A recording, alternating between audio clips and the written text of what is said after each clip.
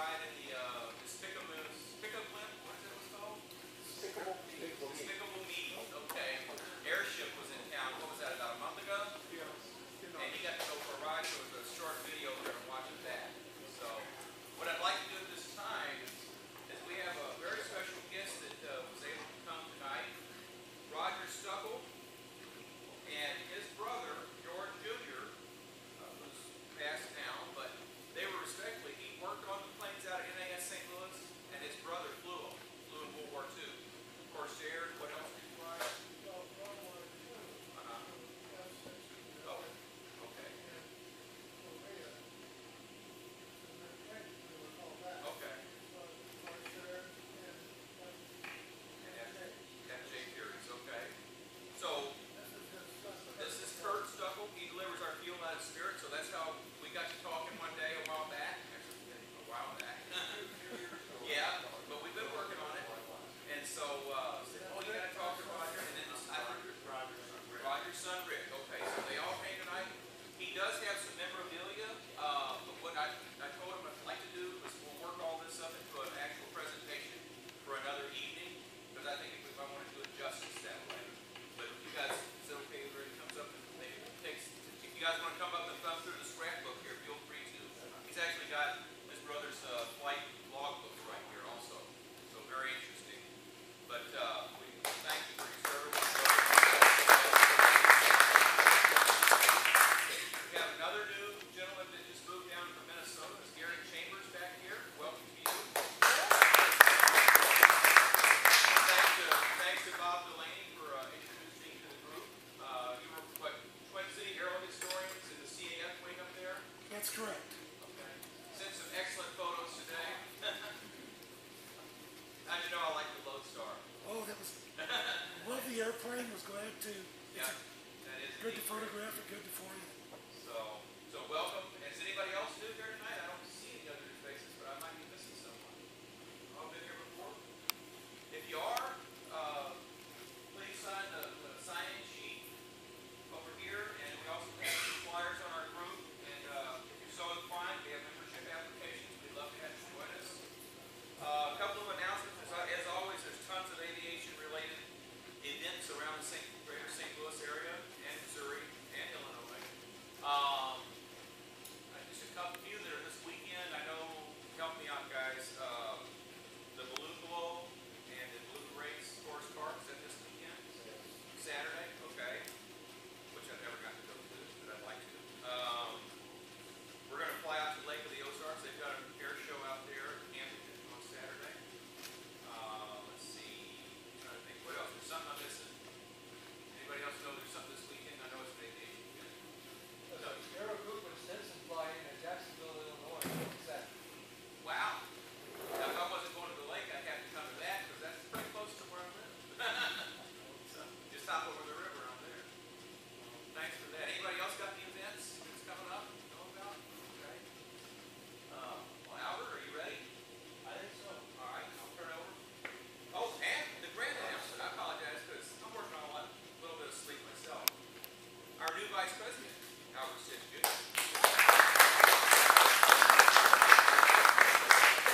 I hope to serve well. And you are.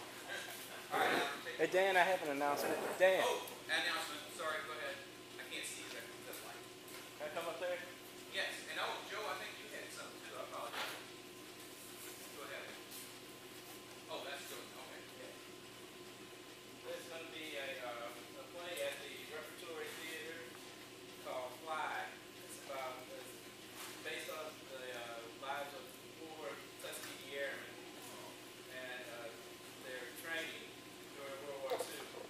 The Repertory Theater is at the Loretto Hilton Center, 130 Eagle Road, and it starts October 16th and runs through November 10th. Let me get it. And tickets start at $16.50. Very good. Thank you. Thanks, Myron.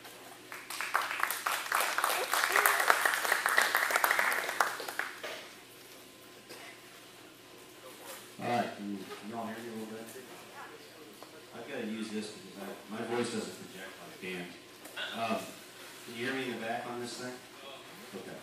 All right, so I'll start by telling you real quick that I had a little bit of a computer malfunction about 2 hours ago that I don't think I'm going to be able to fix. My PowerPoint presentation was on my Windows Vista machine at home, and it just turned into a Windows 7 machine last week. I got the blue screen of death when I went home about 2 hours ago. And it's a blue screen of death I've never seen before. I've seen lots of them, I've never seen this one. And my wife worked on it for about an hour or two, and she's better than I am at the computer. And I think it's dead. So what I've done here, I ran back down here and tried to retrieve some of this presentation. So if you bear with me, we're gonna revert to some JPEGs and some other information. And I'm going to show you a little short, really grainy, poor quality film that one of the Monocoupe guys brought here that's some of Don Luscombe's early home movies. No sound, black and white. It's not much to see, but it's kind of interesting because I doubt you guys have probably ever seen any of it before. But one of the things those of you that know about this airport, you know that we're kind of synonymous with Monocoupes and Wacos. And the thing about Monocoupes is that you know, you think a lot about St. Louis if you know anything about the history of St. Louis, you think about Monocoupes. And the truth of the matter is they really weren't built here very long. They didn't start here and they didn't end here, although there's a little bit more to that story. They may end here in some ways. But when I first started doing some research on this, and you know, my father-in-law, John Halton, who didn't quite become my father-in-law, he died before that wedding, but you know, he was kind of a Monocoupe freak. And so I, over the last 20, 30 years of my life, have been exposed to a lot of Monocoupes, and I thought that I pretty much knew, you know, I knew a little bit about Monocoupes. When I started working on this for Dan, I realized I don't know anything about Monocoupes. I knew almost nothing. In fact, a lot of the stuff I thought I knew was wrong, and a lot of the stuff that I've obviously forgotten a lot of it. So when I went back and started looking at old books and doing some research on this, I really kind of was amazed at how in these days in the 1920s and 30s, how these aviation pioneers, you know, were so intertwined. We ran across a lot of the same names. You guys are going to recognize some of the names that come up constantly in the Monocoupe history. But anyway, I'll get started real quick here, and then, like I said, I'm going to cut to a short bit of video that you'll watch. You guys might enjoy it. And this is going to be a horribly abbreviated presentation, by the way. I apologize for that. Maybe sometime next year or whatever I can do this properly. I've gotten a lot of information from the folks here like Frank and Carol Kerner, unfortunately couldn't be here tonight, who have forgotten more this morning about Monocoupes than I'll ever know, so I'm really unqualified to be doing this. Jim Harvey, unfortunately, can't be here tonight either. He's kind of the dean of Monocoupes here in the Midwest, and again, probably has forgotten more today than any of us at this airport will ever know about Monocoupes. So a lot of this information you're going to see, and a lot of the stuff on the tables, which I encourage you guys to come up a little bit and get a chance when we break, or before the end of the evening, and just peruse some of this stuff, because a lot of it is Jim Harvey's collection of information that spans, you know, 50, 60 years of collecting stuff. And a lot of it's on the Monocoupe, and it's stuff you won't likely see in any one place. And these are copies. Frank and Carol Kerner put these together for the fly-in a few years ago, and I was able to obtain these things, and of course I had more of this stuff for the PowerPoint, but we'll have to come back to that some other time. So anyway, I'll just get started here a little bit. Is that too loud, by the way? Not too bad. Okay.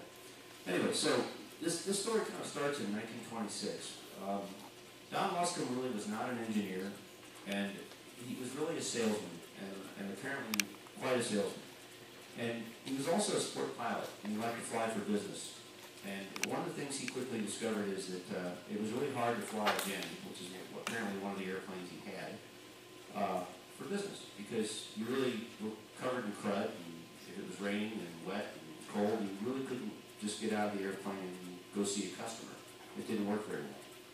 And it was, of course, there were plenty of enclosed airplanes being built, but he had the idea that you could build something that's a monoplane, and you could enclose it 2 people, very efficient. He felt that there were enough engines out there to do this, and he really, apparently, from what I understand, basically started the design himself, and then he eventually hired a guy named Clayton Folkers, who, of course, you know, became, you know, very famous with the Monocoupe name. So it really wasn't Don Luscombe so much that designed the airplane, it was really Clayton Folkerts, and it starts in 1926. And this little airplane up here on the board right now is kind of where it all started.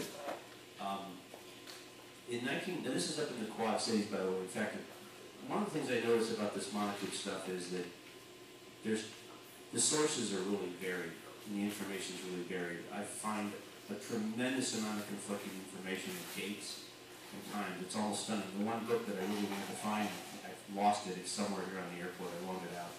Is John Underwood's Monocoupes and Men. I think it would probably clear a lot of this up, but I couldn't find it. So some of the dates are in question. Some of the numbers are grammatically in question.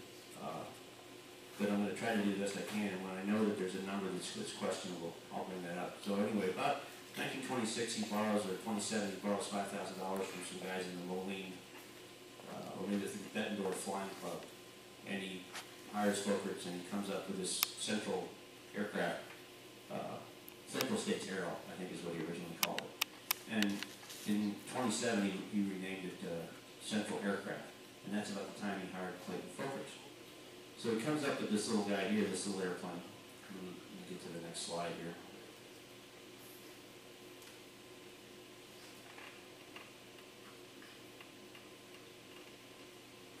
There it is. Anyway, I assume, because this is Jim Harvey's information, that this is in fact Clayton Folkerts standing below the airplane.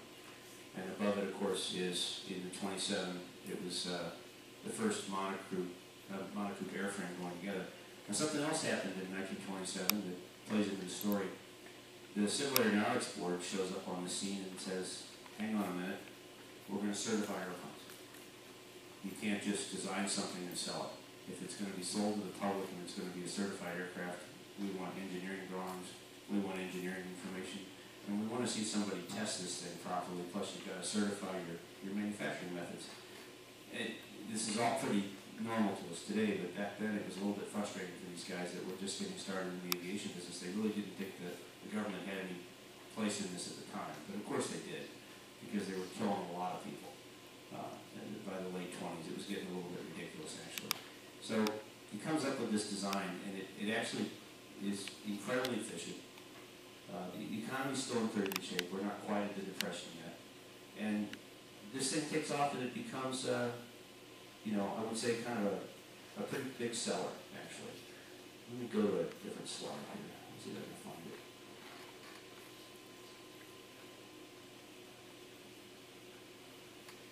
Now, this is a kind of a forced scan here, but this top one up here becomes, basically the early Monocoupe before it was certified. And the second one down becomes the first certified Monocoupe. They called this the Model 22. There's actually one of these for sale right now up in California.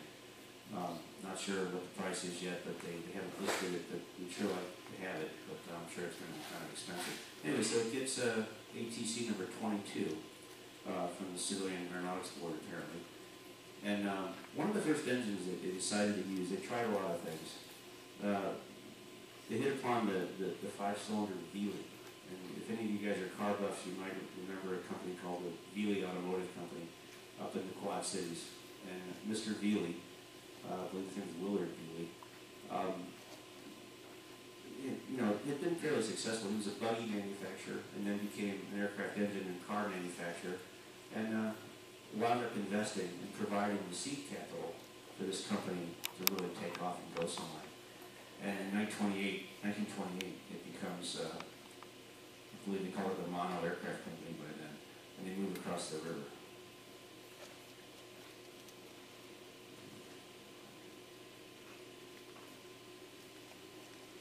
This is just a little bit more information when the company was still in Davenport, Iowa. And one of the things that I discovered when I was doing this research that I didn't know is that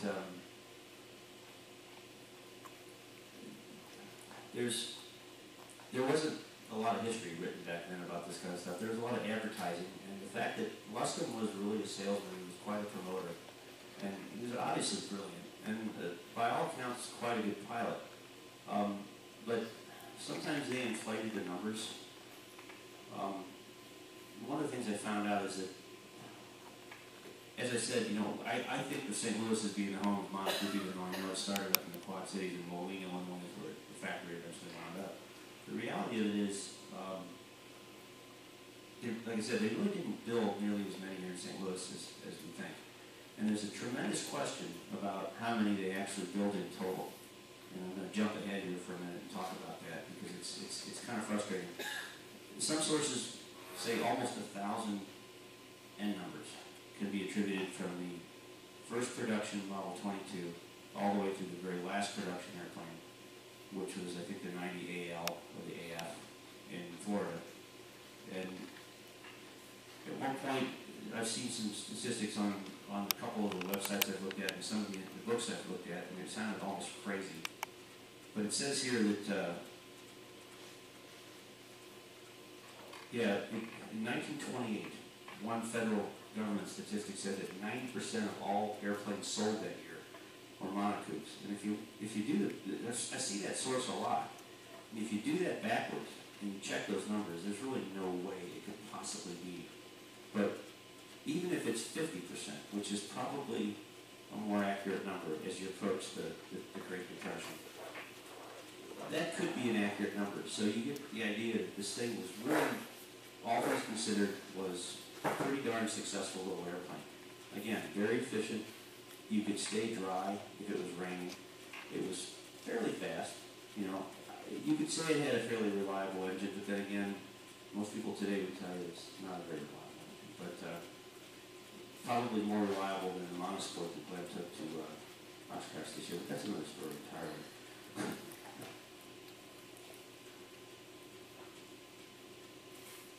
And you know what? With that, I'm going to break for a minute, if you guys don't mind. I'm going to go ahead and put that video on for a minute, because this is going to be a pretty short presentation anyway, so I want to go ahead and show you that video if it's okay with you guys. I'm going to warn you that I've turned the music way down on this thing, because it's somebody put this in probably, and it's a little hokey. In fact, it's kind of annoying. So I think we'll just, you know, not that my voice isn't annoying, but I guarantee you'd rather hear my voice than this music. So this is a group of Don Luscombe's home movies that one of the Monocoupe members during one of the fly-ins, which in theory we have here every 2 years. Now, a couple of years ago they had it up at Blakesburg. You're thinking there's got to be a lot of wind here, right? Or there's something going on with the film, because I don't see how you could possibly land like this. Does that think, I mean, is it, anybody else agree with me? There's got to be a substantial headwind here.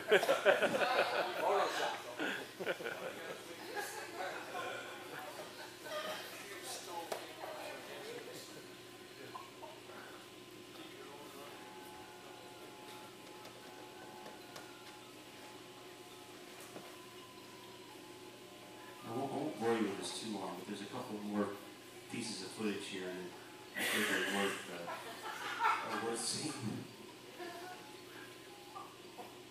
Looks like one of my languages.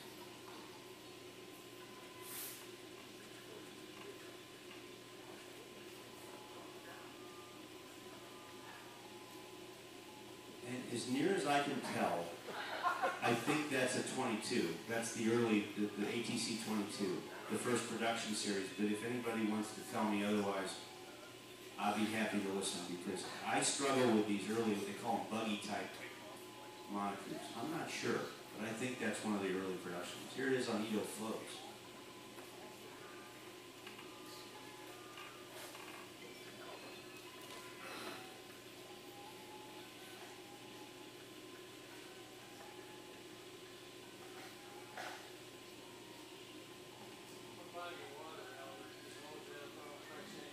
You know, I'm assuming it's up, in the Quad Cities somewhere. It's just an assumption, though. If like Frank and Carol were here, or Jim Harvey, I guarantee you they would know where this came from. This is just one of those mystery VHS tapes that appeared in the collection of stuff here at Freeport Air Club. I really don't even know who dropped this off.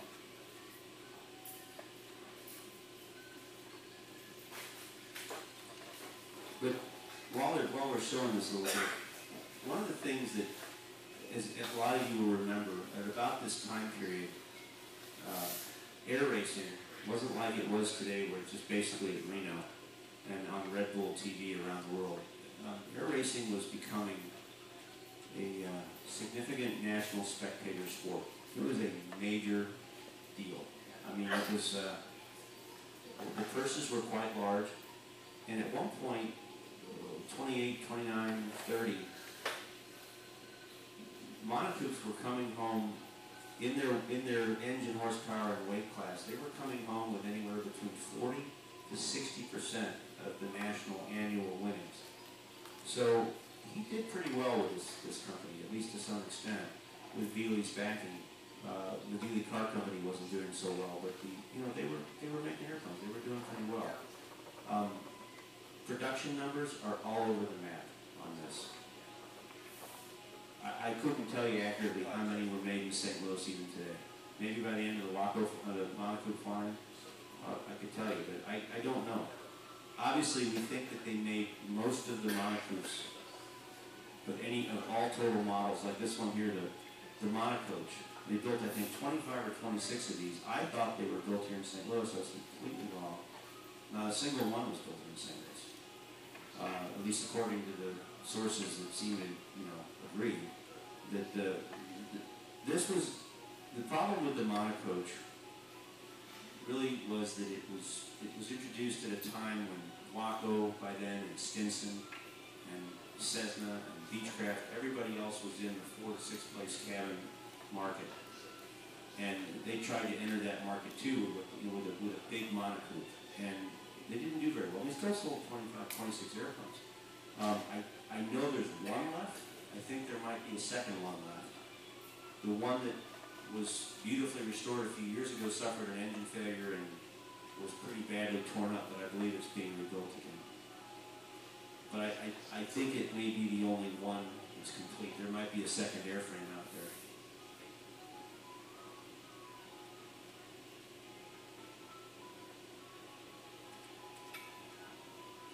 But again, this is one that was this production all took place up in Moline.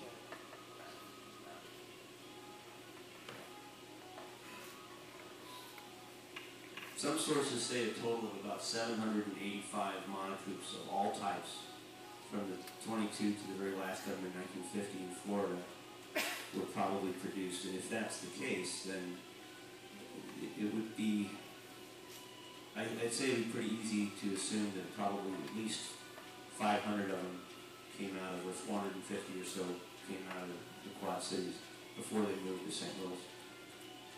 Which is really what I wanted to talk about, but unfortunately, most of that information is kind of on a crashed computer right now, but I'm going to try to give you some of it here in a little bit.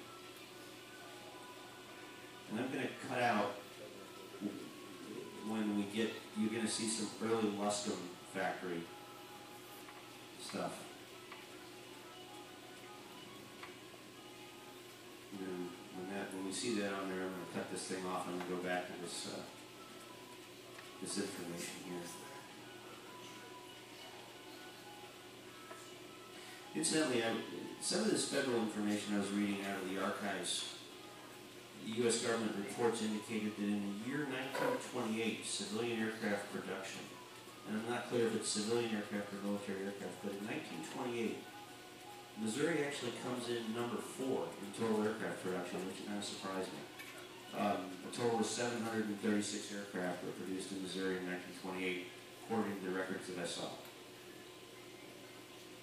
And it says that by 1929, again, these statistics are in question by a couple sources, but by 1929, one federal government source indicated 10% of all light aircraft in the United States were Monocoupes, which is pretty amazing when you think there were 215 some odd aircraft manufacturers before the Depression, or 250 or something like that. Fred, is that right? There were over 200, right, before the Depression? I think that's what's going on.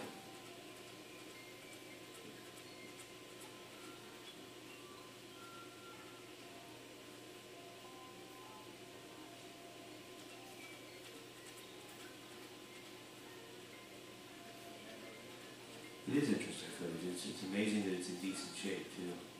Not too bad. And at the end of the evening, if anybody feels so inclined, I've opened up the museum buildings, and museum number 3, the farthest large hangar over here, in the middle of the 3 large hangars. Well, the third hangar, the D-145 Monocoupe, which was built in St. Louis, and another 90 series with a flat engine, which I think is a Florida airplane, is over there. And then also the Monosport, which actually won a couple minor awards up at Oshkosh this year when Glenn flew it up there. It's a Kinner-powered. It's the only Monosport left in existence. It was not a very successful model. It looks an awful lot like the 22, the Bowie coupe, and not much like the Monocoupes. I think that's a Monocoupes. There's a wing of a Monocoupes in existence in Blakeburg. I don't think there's anything else left of an original Monocoupes that I've ever heard of. I just saw the pictures of the wing recently. There's no fuselage. This is obviously some early testing. Kind of scary, really. I don't know what he's doing here. I haven't figured this out. He's just kicking the tires before he buys it, I guess. He was kicking the tires.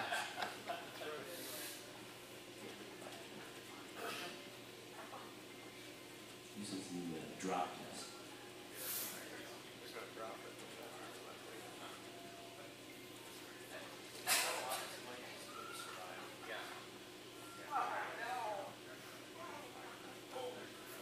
None of the sandbags were killed. I possibly Don Luskin. Anybody want to help me out? It could be Clayton Folkers. Yeah.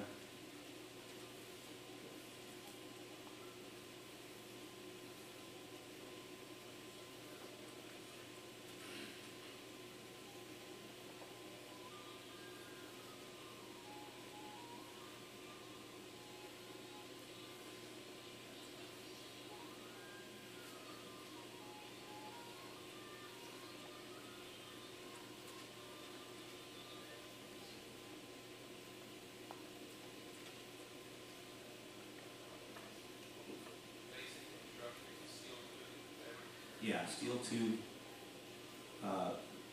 fuselage with wood wings and wood ribs too. No aluminum ribs yet. But you know, interestingly enough, I don't want to get into it too much because I'm already straying over my limit here at time. But when Don Luskin decides to leave the company,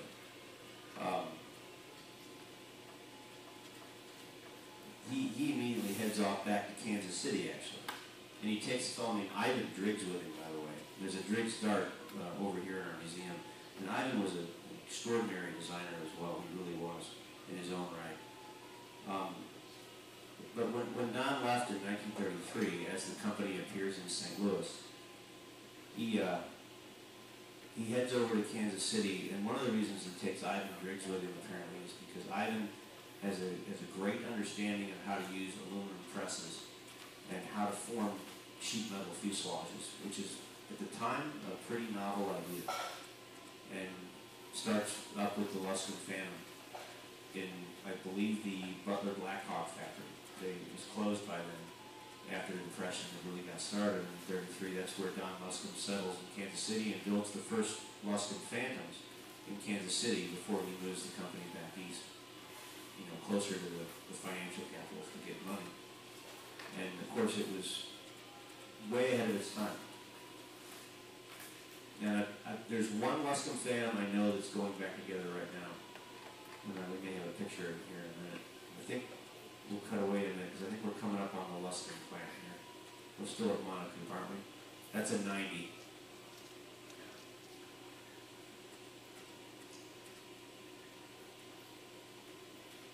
That's probably the model that is most in existence as near as I can tell.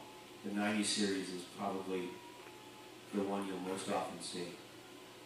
I wouldn't think there's more than about 7 or 8 Model 22s and Bowie coupes in total. I could be wrong about that, but I doubt there's more than that. If there were 10, I'd be surprised.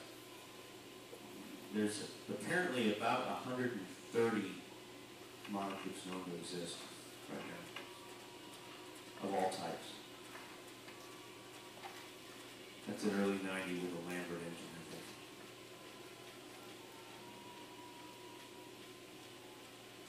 It's rare to see factory footage. I wish we had this for Curtis Robertson or Curtis Wright here in St. Louis. There may be some, I've never seen any. I've certainly never seen anything from St. Louis Aircraft either, but who knows, it could exist. It's buried in some archive somewhere. I would think during World War II there's probably some footage of production here in St. Louis, but 1920s aircraft factory production images or, motion pictures are probably pretty rare.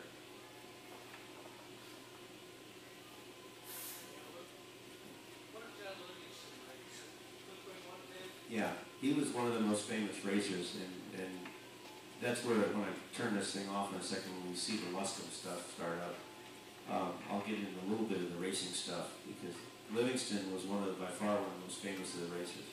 And this is really it was a business aircraft too, but it became such an award winner for racing, because the average guy could just go out and plunk down $3,000 on one of these things, or $3,500.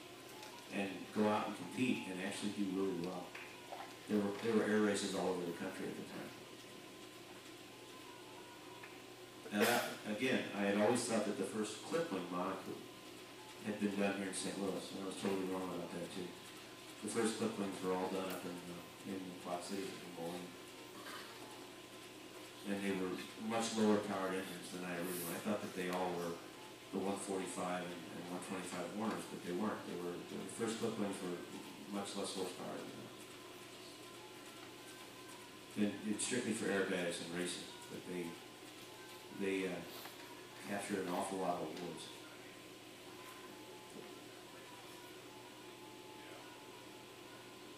If anybody sees anything on the back of a thing that says Luscombe, tell me, and I'm going to turn this off and go back to the slideshow. That's still Monocoupe, isn't it? Yeah.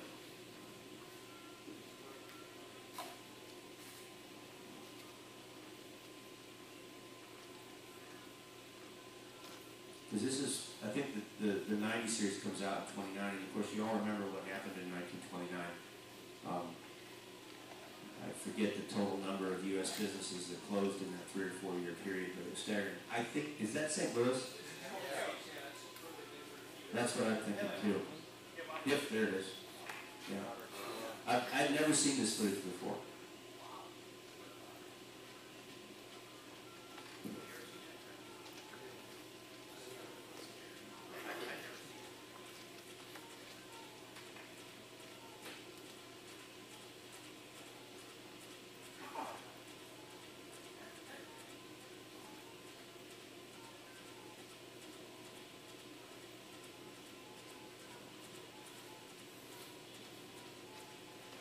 Anybody remember when they built the terminal building? 32? Okay, so half the sources I have say Monocoupe moved to St. Louis in 1931. Half of them say they moved in the summer of 1933. I'm inclined to think it was the summer of 33. Alright, that's the Luscombe fan. Hang on a minute.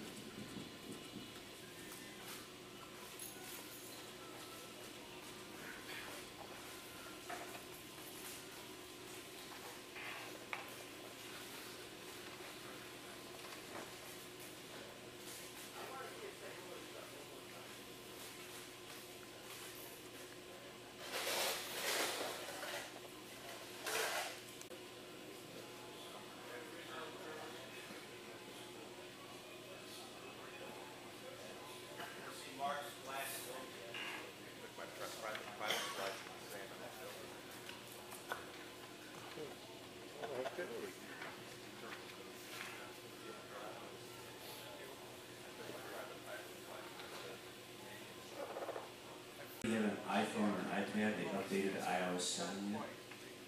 Anyone? Am I the only one that updated this morning when it came out, or yesterday? Well, don't do it. Don't do it.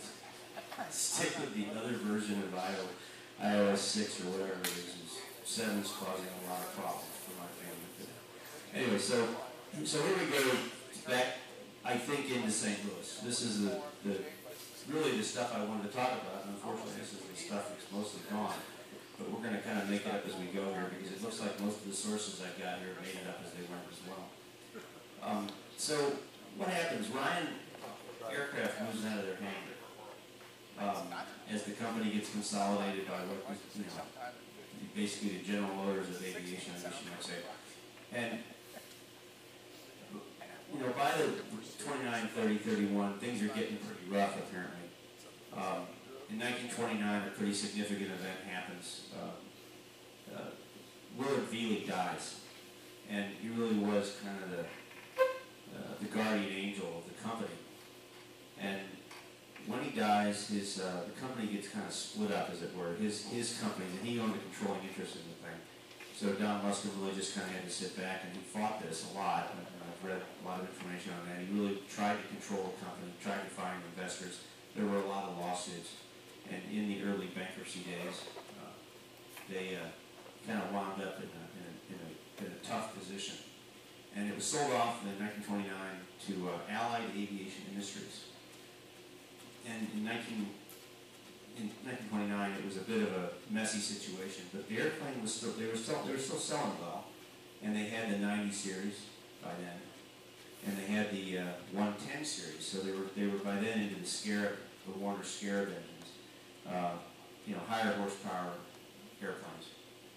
And the Lambert, the R266, I think we have two different R266s in the museum, maybe a third one back there.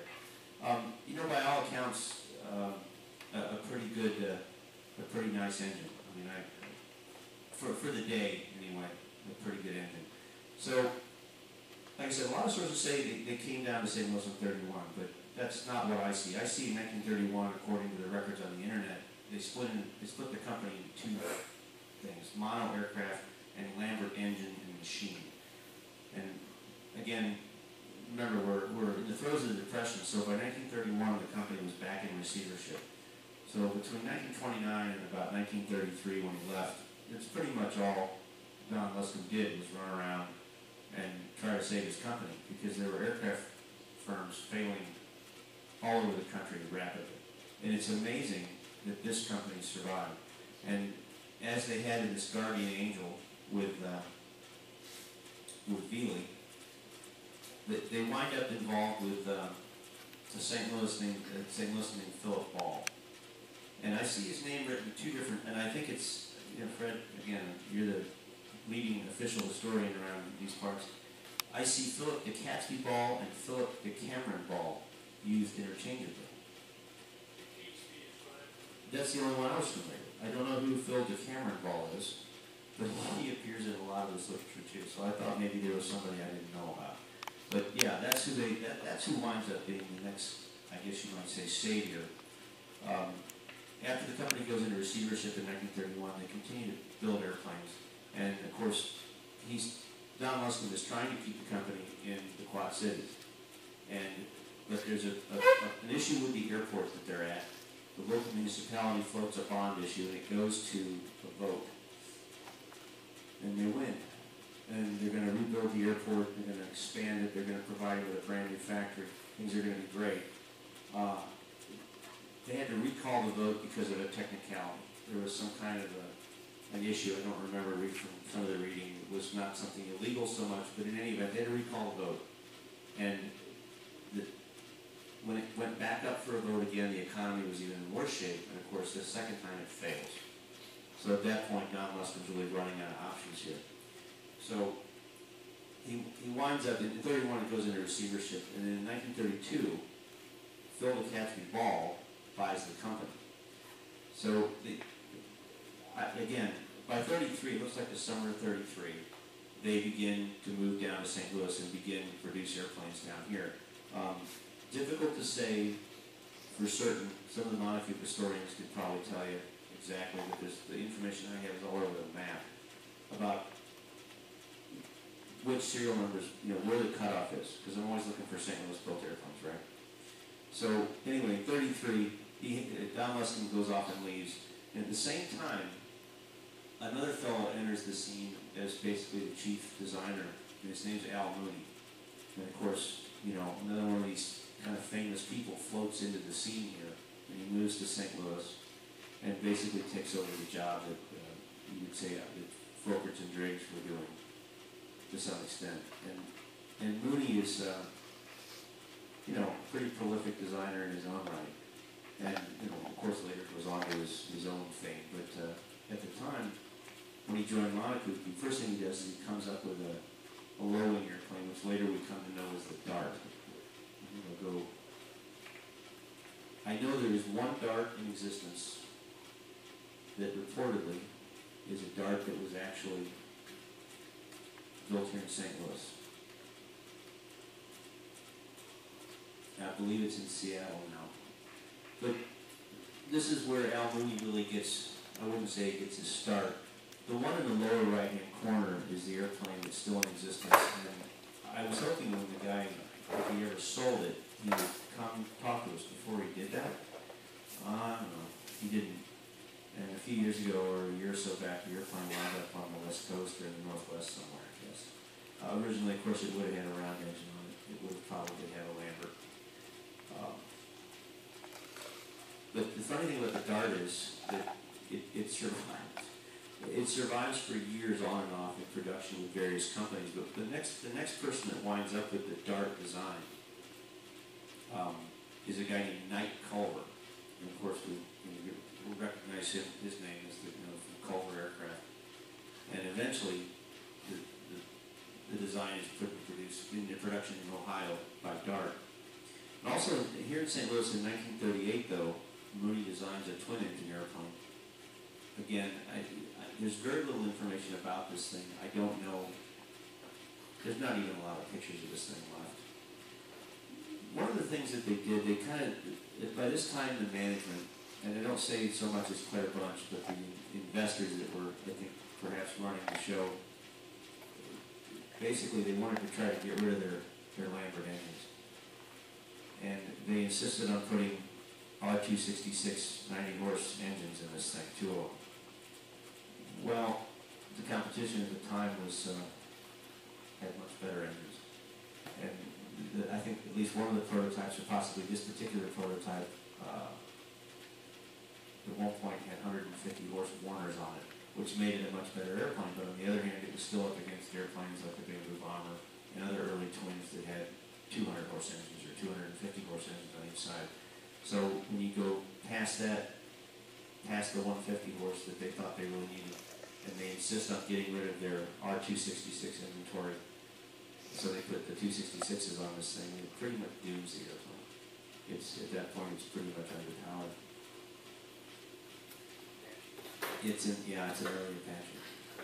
Yeah. This was also known as the Monocoupe, right? As was that long, slender Monocoupe. Yeah, it was the. Except I guess they technically called this the twin. Right. I see it listed as the twin Monocoupe. And they apparently, according to some of the literature, they had some people looking at it in Canada. You know, 38 by then, the war is, there's obviously clouds on the horizon, and Europe is thinking things are going to get bad. And there were definitely other people looking at this thing, but it didn't go anywhere. I had no idea what became of it. I don't know if it was destroyed in in an accident or what have you. But we'll go back real quick to some of the racing. Claire Bunch did a lot of speed records and did a lot of flights by himself, but he actually did this non-stop transcontinental race, which was pretty amazing. You really can't read much of this, but I'll tell you a little bit about it.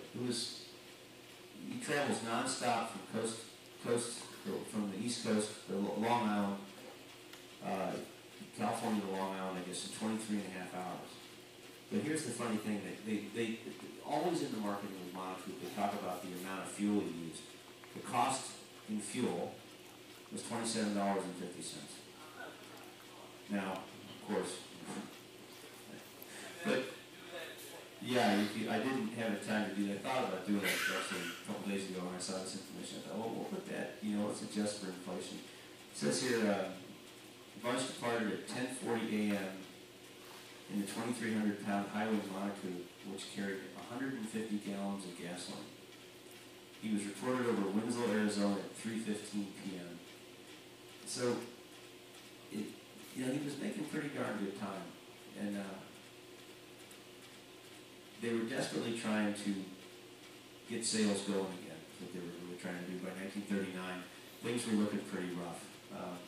And most of the records, I was talking to Frank and Carol about this, it looks to me, as near as we can tell, that by 1939, production in St. Louis basically shuts down. The numbers of total airplanes produced in St. Louis and the types produced, let me go back to that real quick. This is what I think.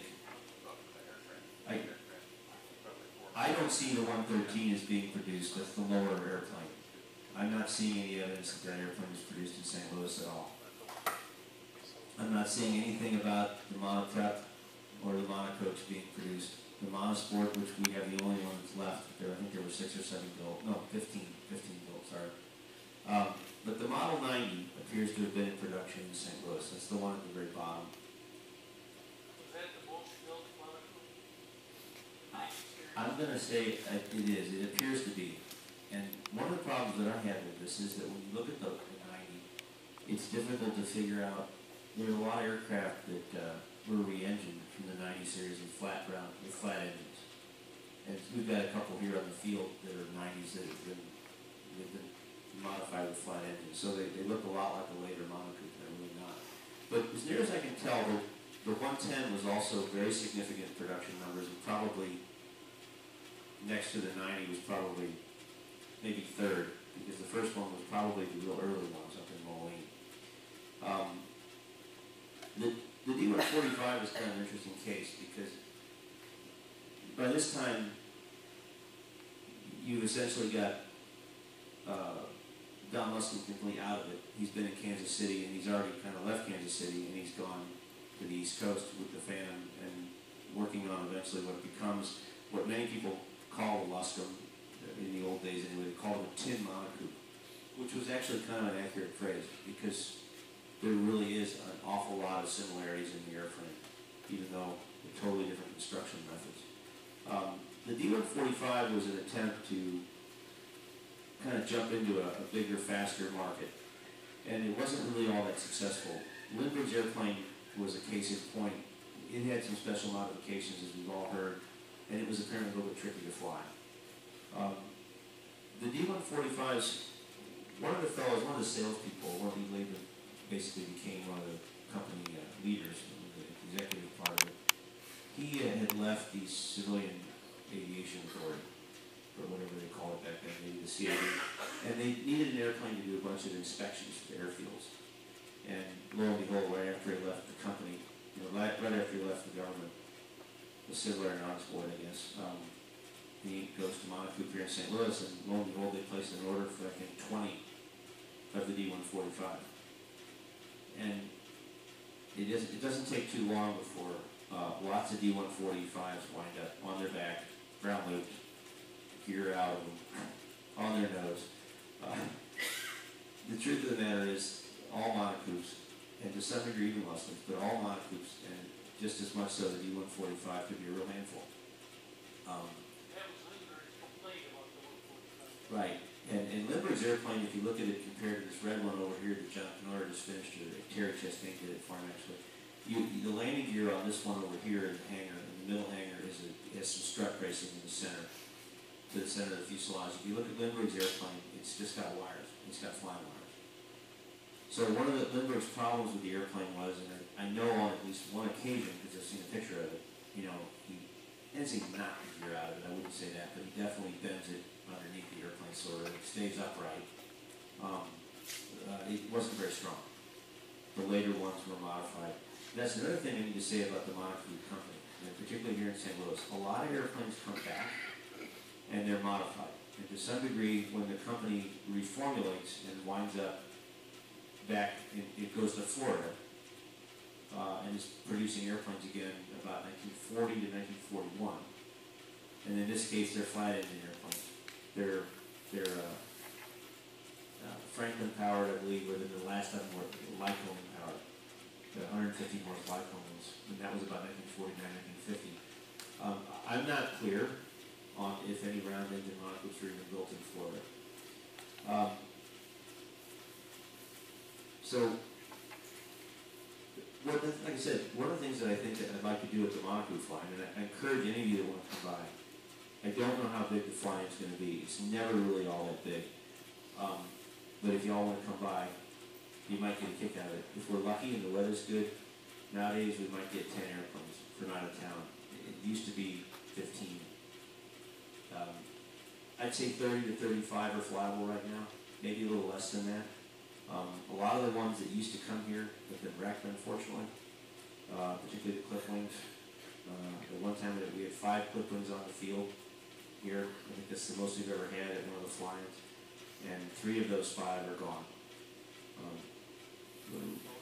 Total write-offs, I think, yeah. Yeah, and then one of them a fatality, of course. The Bud Dates airplane with Kenny Love here, over in St. Charles. So there aren't a lot of clip wings. For a while there were quite a few. And it was really neat. I want to say there's 5 or 6 of them when I tried. That's one of the pictures I can't seem to get off my other computer. But they had quite a run, for a company. My father-in-law actually owned the type certificate for the 90 series. And when he died, I eventually, my mother-in-law, I should say, sold it to John Lomar here on the airport. John has tentatively decided to donate the type certificate to our museum. I don't know what you really do with the type certificate. It's kind of fun to say you have it, but you really can't do much with it. The 110 paperwork, I believe, still belongs to Ed Sauerman, who works over at Aviation. He's a contract engineer over there on the east side. He was the one that got the Monocoupe people tried to restart it several times, and most recently, I guess you would say, the Aviation airplane, which was a clip-wing flat engine airplane that was at Oshkosh in the mid-'80s. Ed was involved in that with Aviation. It got kind of ugly apparently, but he eventually got the type certificate back, and he still has it because he comes out here periodically. So the funny story is that it's very possible that the Monocoupe Corporation, because of course when my mother-in-law sold the 90 paperwork, the type certificates to John Lomar, after John Halterman passed away, the Monocoupe Corporation went with it. Well, one of the things I was doing last week was trying to do the appraisal and get the paperwork done. So funny enough, I think the Monocoupe Corporation is coming back to St. Louis. I don't know what to do with it. Anyway, at some point in the future, I'll do this properly with a PowerPoint and some other slides and a lot more information on St. Louis. So I appreciate you sitting in on this. I'm sorry for the unprofessional salvage job I'm trying to do. I've got a few more videos too, but I'm not going to bore you with those right now because sadly, they're more recent videos. And once again, it's VHS tape from the 1980s. And you guys hear me talk about this. If you've got VHS tape, 20, 30 years old or whatever, you might want to go in the basement. If you really value it, you might want to put it on DVD, because the quality of these tapes that we had that were not dupes, they're not copies, they're originals from these big old shoulder-mounted, VHS camcorders sitting here at the airport. The deterioration is stunning. They're almost unwatchable. So some of them. I'm not going to bore you with those, but at some point again we'll do this properly. And again, if you guys want to come out and see the flying, please do, and do it. 26? What weekend is? Who's got a calendar?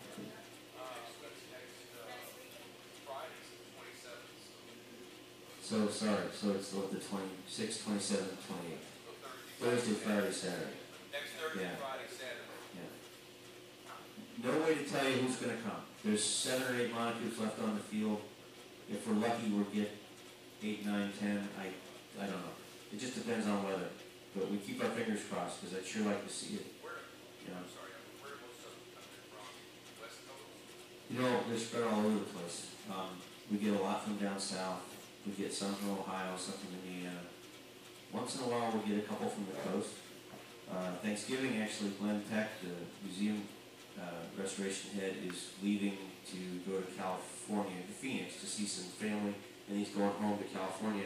And while he's there, he's picking up a clip wing Monocoupe that's been donated to our museum. Which is nice because we haven't had a clipling here. After having a bunch of them around, we don't have one now. I don't know if this particular clipling coming back to the museum is a St. Louis built airplane. I think it's probably not. I think it's probably a Davenport airplane or Moline built airplane. But it would be nice to think that it might be one of the ones built in St. Louis. I haven't checked. I've got the serial number. I just haven't checked it yet. And again, it's unless it falls squarely in the time that we know they were in St. Louis in production. If it falls in that 31 to 33 period, I'm going to have to ask the Monocoupe Club to try to help me figure out if the data plate's authentic or not. It should say Robertson, Missouri, or Moline, but I don't know yet.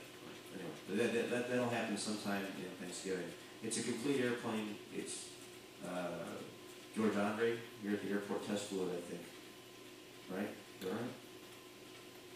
Yeah, I think he did. He test flew it a few months ago, and unfortunately the fellow that restored it passed away. He had wrecked it. It was a long-wing airplane. He wrecked it, and he decided to restore it and put cliplings on it. He did a beautiful job on it. George went out and test flew it for him. He's one of the pilots out here, one of the retired Lockheed test pilots, and also a TWA captain. And Is it gonna be flown back here to Albert? it's going to come on a truck. Yeah. Yeah.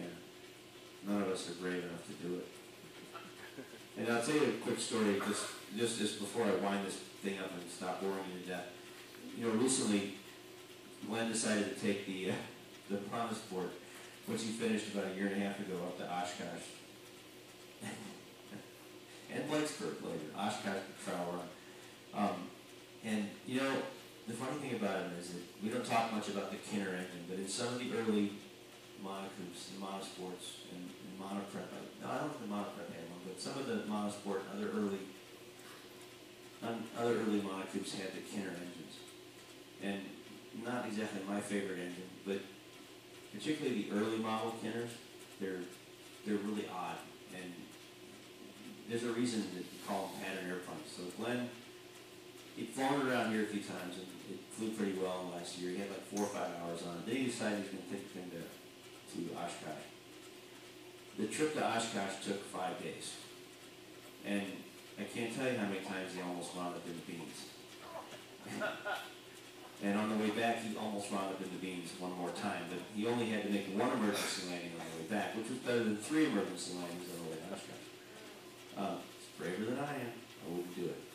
But he did. He got there and back, and he felt comfortable with it enough. It was time to go to Blacksburg with it.